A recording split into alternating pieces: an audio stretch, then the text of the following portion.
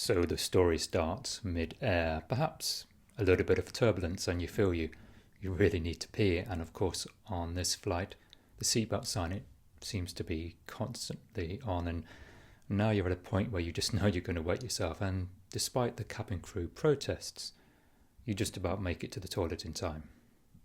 Danger averted. Yet, ever since that incident, you constantly have this anxiety about the feeling of needing to pee, of not being able to access a restroom in time, especially when you know you have to take a long flight and the long wait to take off, just sitting with the rise in panic, eyes fixated on the seatbelt sign. But now this feeling, it's started to show up around road trips, the subway, trains, restaurants, you name it, and you've reached a point where you're building your whole life around making sure you know where a toilet or a restroom is and whether you can easily access it.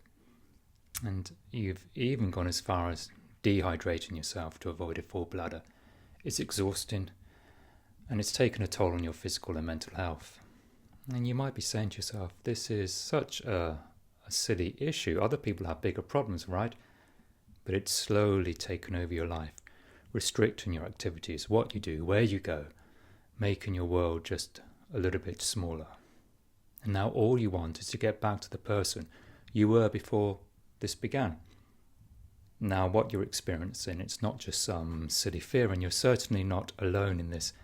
Despite your closest friends and family, although supportive, not really understanding or being able to relate to what you're really going through. You see, you're dealing with something called toilet anxiety, and it's not just you, it's more common than you think, it's just not talked about much. So let me unpack what's going on here. You see, that single event on that flight, desperate to pee, stuck under the seatbelt sign, panicking, and then finally making it to the toilet, despite the flight attendants' protests, well, in that moment your subconscious mind registered a very clear message. This is danger.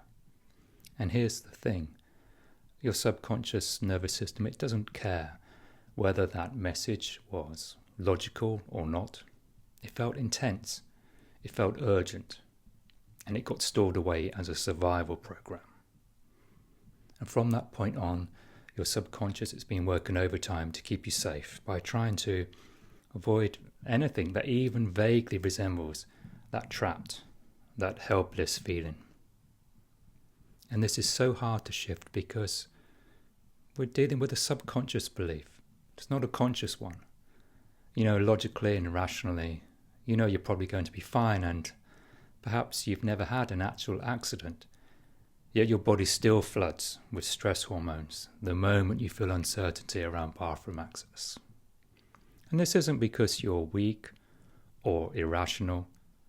It's because the subconscious always wins in a battle between emotion and logic.